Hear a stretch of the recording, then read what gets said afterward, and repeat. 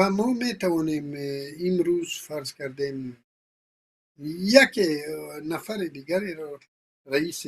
پیمان ملی اعلام کنیم بیرون از نهضت یا از دیگر سازمان،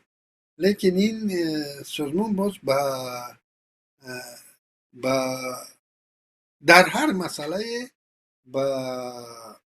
تصمیم نیروی اساسی، یعنی تصمیم گروهی نیروی اساسی نیاز خواهد